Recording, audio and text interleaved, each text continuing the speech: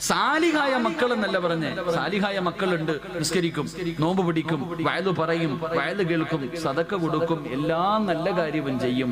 ഉമ്മാനെയും വാപ്പാനെയും പള്ളിക്കുഴി കൊണ്ടുവച്ചാൽ പിന്നെ ആ പരിസരത്തോട്ട് പോകത്തില്ല. ഇങ്ങനെയുള്ള മക്കളെ കിട്ടിയിട്ട് വല്ല പ്രയോജനമുണ്ടോ? ഇങ്ങനെയുള്ള മക്കളെ കിട്ടിയിട്ട് പ്രയോജനമില്ല. വാപ്പയും ഉമ്മയും മരിച്ചു കഴിഞ്ഞാൽ പിന്നെ കഴിഞ്ഞു, കുഴിച്ചിട്ട് കഴിഞ്ഞാൽ അവരോടുള്ള ബന്ധം കഴിഞ്ഞു. അങ്ങനെയല്ല.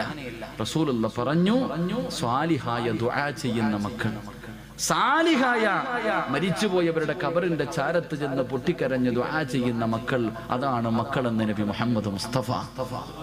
നബി മുഹമ്മദ് മുസ്തഫ അള്ളാഹു അങ്ങനെയുള്ള മക്കളിൽ എന്നെയും നിങ്ങളെയും ഉൾപ്പെടുത്തി അനുഗ്രഹിക്കുമാറാകട്ടെ. അള്ളാഹു അങ്ങനെയുള്ള മക്കളെ നമുക്ക് നൽകി അനുഗ്രഹിക്കുമാറാകട്ടെ. ആദ്യം അങ്ങനെയുള്ള മക്കളാകണം ഞാനും നിങ്ങളും. ഇപ്പം ചോദിക്കും, നിങ്ങളൊക്കെ വളർന്നു, നിങ്ങൾക്ക് മക്കളായി, പക്ഷെ നിന്റെ ഉമ്മയ്ക്കും ബാപ്പയ്ക്കും നീ എത്ര വളർന്നാലും മക്കൾ തന്നെയല്ലേ? എത്ര വളർന്നാലും നിന്റെ മാതാപിതാക്കൾക്ക് നീ മക്കളാ. അപ്പൊ നീയും നന്നാകണം, നിന്റെ മക്കളും നന്നാകണം. അള്ളാഹു നമ്മളെല്ലാവരെയും നന്നാക്കി തരുമാറാകട്ടെ. അള്ളാഹു നമ്മളൊക്കെ സാലിഹ്യങ്ങളിൽ പെടുത്തുമാറാകട്ടെ. സ്വാലിഹായ മക്കളാകാൻ ആഗ്രഹമുള്ളവരെന്ന് കൈവക്കിക്കും. സാലിഹായ മക്കള് അൽഹംദുലില്ലാഹ്, പെണ്ണുങ്ങളൊന്നും പൊക്കൂല, വേറെ വല്ല കാര്യത്തിലായിരുന്നെങ്കിൽ ഇപ്പൊ ചാടി കയറി എഴുന്നേറ്റ് നിന്നേ. നീ സാലിഹായ നിനക്കുള്ള, നീ ചെയ്ത നിന്റെ മക്കൾ നിന്നോട് ചെയ്യും, നീ ചെയ്തില്ലേ നിന്റെ മക്കളും അത് തന്നെ കാണിക്കും. അള്ളാഹു നമ്മളൊക്കെ സാലിഹ്യങ്ങളിൽ പെടുത്തുമാറാകട്ടെ. സാലിഹായ മക്കളെ കിട്ടണമെങ്കിൽ വെറുതെ കിട്ടൂല. സാലിഹായ മക്കളെ കിട്ടണമെങ്കിൽ വെറുതെ കിട്ടൂല.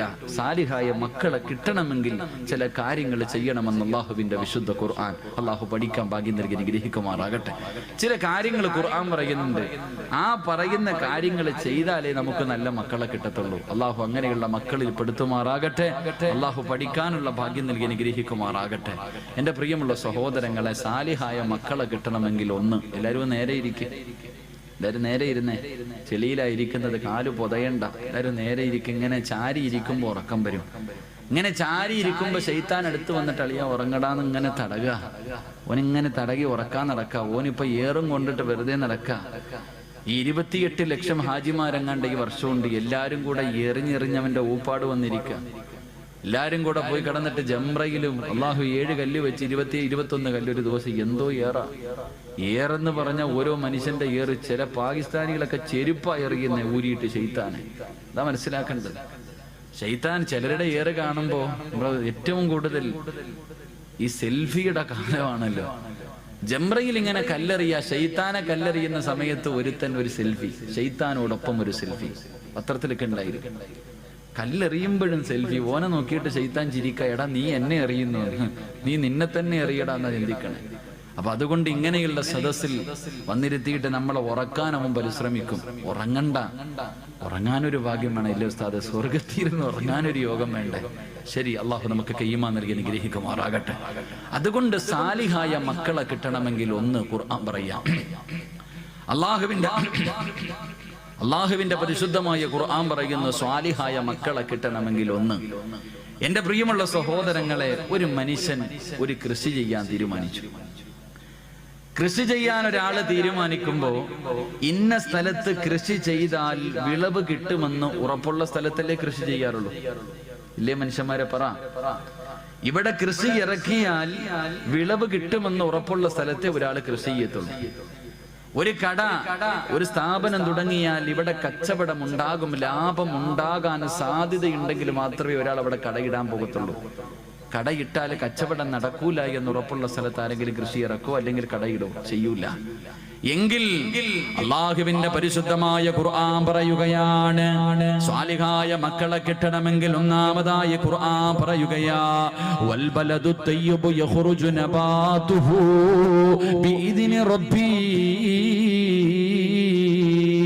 വല്ലദീ ഖബസു ലഹാ യഖ്റുജു ഇല്ലാ നക്ദാ. വിവാഹം കഴിക്കാത്ത എന്റെ പ്രിയപ്പെട്ട ചെറുപ്പക്കാരെ നല്ലതുപോലെ കേൾക്കണേ. അല്ലാഹുവിന്റെ ഖുർആൻ പറയുകയാണ്, പെണ്ണെന്ന് പറഞ്ഞാൽ ആരെന്നറിയുമോ? നിസാഉകും ഹർസുൽ ലകും ഫഅതു ഹർസകും. മോനെ, പെണ്ണെന്ന് പറഞ്ഞാൽ നിന്റെ കൃഷിയിടമാണ്. പെണ്ണെന്ന് പറഞ്ഞാൽ നിന്റെ കൃഷിയിടമാണ്. അതുകൊണ്ട് നീ നല്ല കൃഷിയിടത്തിൽ വിളവിറക്കിയാലേ നിനക്ക് നല്ല വിളവ് കിട്ടൂ എന്ന് പരിശുദ്ധ ഖുർആൻ. അല്ലാഹു പറയുക, പറയുകയാണ്, നല്ല കൃഷിയിടത്തിൽ കൃഷി ഇറക്കിയാ നിനക്ക് നല്ല വിളവ് കിട്ടും.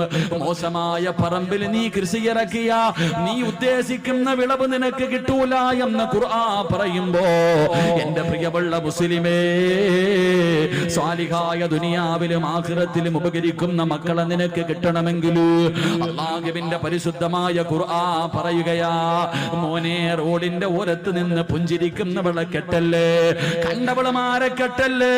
അള്ളാന്റെ ഖുർആൻ പറയുകയാണ്, നല്ല പെണ്ണിനെ വിവാഹം കഴിക്കണേ, നല്ല പെണ്ണിനെ വിവാഹം കഴിക്കണേ.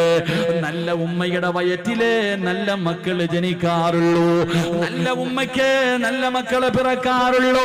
അള്ളാഹുവേ, നല്ല വാപ്പയ്ക്ക് നല്ല മക്കള് ജനിക്കൂ എന്ന് അള്ളാഹുവിന്റെ പരിശുദ്ധമായ ഖുർആൻ പരിചയപ്പെടുത്തുമ്പോ എന്റെ പ്രിയമുള്ളവരെ, നല്ല ഉമ്മമാർക്ക് നല്ല മക്കള് ജനിക്കൂ. അള്ളാഹുവിന്റെ റസൂൽ അതുകൊണ്ടാ പറഞ്ഞത്, എന്റെ പ്രിയമുള്ളവരെ, നല്ല ഉമ്മയുടെ വയറ്റിൽ എത്രയോ നല്ല മക്കള് ജനിച്ചതിന്റെ ചരിത്രം നമുക്ക് കാണാൻ കഴിയും. എന്റെ പ്രിയമുള്ളവരെ, കേട്ടതാണെങ്കിലും ഒരു ചരിത്രം ഞാൻ പറഞ്ഞു തരാ.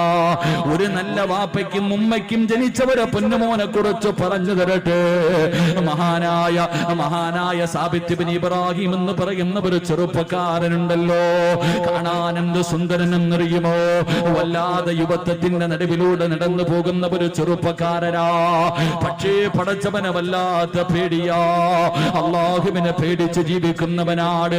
പടച്ചവനെ വിശപ്പ് സഹിക്കാൻ കഴിയാതെ വീട്ടിൽ കിടന്നിട്ട് ഉറക്കം വരുന്നില്ല. അവിടെ നിന്ന് മുണ്ട് മുറുക്കി ഉടുത്തികെട്ടി ചെറുപ്പക്കാരൻ ഇറങ്ങി നടക്കുകയാണ്. അവസാനം നടന്ന് ഒഴുക്കമുള്ള ഒരു പുഴയുടെ ചാരത്ത് പോയി തളർന്നു കിടക്കുകയാ. ഒരു പുഴയുടെ ചാരത്ത് പോയി തളർന്നു കിടക്കുകയാണ്. അങ്ങനെ വിശപ്പ് സഹിക്കാൻ കഴിയാതെ തളർന്നു കിടക്കുമ്പോ വെള്ളത്തിലൂടെ ഒരു ആപ്പിൾ ഇങ്ങനെ ഒഴുകി വരികയാ. വെള്ളത്തിലൂടെ ഒരു ആപ്പിൾ ഇങ്ങനെ ഒഴുകി വരികയാണ്. സാബിത്ത് ഇബ്നു ഇബ്രാഹിം എന്ന് പറയുന്ന ചെറുപ്പക്കാരൻ ആപ്പിളങ്ങ് കാണുമ്പോ വിശപ്പിന്റെ കാഠിന്യത്താൽ അറിയാതെ അതങ്ങെടുത്ത് കഴിക്കുകയാണ്. പടച്ചവനെ, ആപ്പിളങ്ങ് ആർത്തിയോടെ തിന്നുകയാണ്. തന്റെ ആമാശയത്തിലേക്ക് ആപ്പിളിന്റെ ഒരൽപ്പം തന്റെ വയറിന്റെ ഉള്ളിലേക്ക് കടന്നു ചെന്നപ്പോ വിശപ്പിനൽപ്പം ശമനം കിട്ടിയപ്പോ ആ ചെറുപ്പക്കാരൻ ചിന്തിച്ചു, അല്ലാ, ഇതാരുടേതാണെന്നറിയില്ലല്ലോ പടച്ചവര്. ഹറാമ് തിന്നുപോയല്ലോ, ഹറാമന്റെ വയറ്റിൽ പെട്ടുപോയല്ലോ, എന്റെ ദുനിയാവും ആഖിറവും നഷ്ടപ്പെട്ടു പോയല്ലോ. പടച്ചവനെ, എന്റെ അമലുകളൊന്നും സ്വീകരിക്കില്ലല്ലോ, ഞാൻ മരിച്ചാ നരകത്തിലാണല്ലോ. കയ്യിൽ പകുതി ആപ്പിൾ പിടിച്ചിട്ടൊരു ചെറുപ്പക്കാരൻ പുഴയുടെ ചാരത്ത് നിന്ന് തലയിലൂടെ മണ്ണ് വാരിയിട്ടിട്ട് പൊട്ടിക്കരയുകയാ. അല്ലാഹുവേ, സമാധാനമില്ല. എല്ലാവരും നോക്കുമ്പോ പൊട്ടിക്കരഞ്ഞുകൊണ്ട് എന്റെ നാശമേ എന്ന് വിളിച്ചുകൊണ്ട് ആ ഒഴുക്കുള്ള പുഴയ്ക്കെതിരായി നടക്കുകയാണ്. ആ പുഴയുടെ ചാരത്തുകൂടെ നടക്കുകയാ. എല്ലാവരും അത്ഭുതത്തോടെ നോക്കുന്ന ഒരു ഭ്രാന്തനെ പോലെ, അതാ തലയ്ക്ക് ബോധമില്ലാത്തവരെ പോലെ പൊട്ടിക്കരഞ്ഞുകൊണ്ട് അല്ലാഹുവേ കരഞ്ഞുകൊണ്ട് പോവുകയാണ്.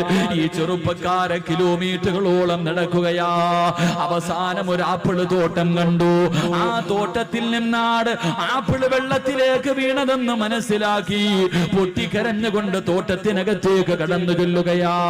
ഒരു മനുഷ്യനകത്ത് നിൽക്കുന്നു, കരഞ്ഞുകൊണ്ട് പറഞ്ഞ്, എനിക്കൊന്ന് പൊരുത്തം തരുമോ, ഞാൻ അറിയാതെ വിശപ്പിന്റെ കാഠിന്യത്താൽ ഒരാപ്പിളിന്റെ പകുതി ഞാൻ കടിച്ചുപോയി. ആ വീടാ തോട്ടത്തിലിരിക്കുന്ന മനുഷ്യൻ പറയുന്നു, സാബിത്ത്, ഞാൻ ഇതിന്റെ മുതലാളിയല്ല, ഞാൻ ഇവിടത്തെ തൊഴിലാളിയാണ്. എന്റെ മുതലാളിയുടെ വീടെത്തണമെങ്കിൽ 3 ദിവസം രാപ്പകല് നടന്നാലേ എന്റെ യജമാനന്റെ വീട്ടിലെത്തൂ. സാബിത്ത് പറഞ്ഞു, 3 അല്ല 300 കൊല്ലം നടക്കേണ്ടി വന്നാൽ നടക്കാൻ ഞാൻ തയ്യാറാ. കാരണം എനിക്ക് റബ്ബിന്റെ മുന്നിൽ അല്ലാഹുവേ ഒരു പാവിയെ പോലെ നിൽക്കാൻ വയ്യ. അവസാനം യജമാനന്റെ വീട് പറഞ്ഞു കൊടുത്തു. അതാ നടക്കുകയാണ്. 3 ദിവസം രാവും പകലും നടന്നു. അവസാനം ആ തോട്ടത്തിന്റെ യജമാനന്റെ വീടിന്റെ മുന്നിലെത്തി. ഓടിച്ചെന്ന് പൊട്ടിക്കരഞ്ഞുകൊണ്ട് പറയുന്നു, എനിക്കൊന്ന് പൊരുത്തം തരുവോ? നിങ്ങളുടെ ആപ്പിൾ ഞാൻ കടിച്ചുപോയി, എനിക്കൊന്ന് പൊരുത്തം തരുവോ? ആ പ്രായമുള്ള മനുഷ്യൻ പറഞ്ഞു, സാബിത്തേ, നിന്റെ ആമാശയത്തിലേക്ക് കടന്നുപോയാ ആ പകുതി ആപ്പിളിന് ഞാൻ പൊരുത്തപ്പെട്ടു തരണമെങ്കിൽ എനിക്കൊരു കണ്ടീഷനുണ്ട്. എന്ത് കണ്ടീഷനും ഞാൻ തയ്യാറാണ്. സാബിത്ത് ചോദിച്ചു, എന്ത് കണ്ടീഷനാണ്?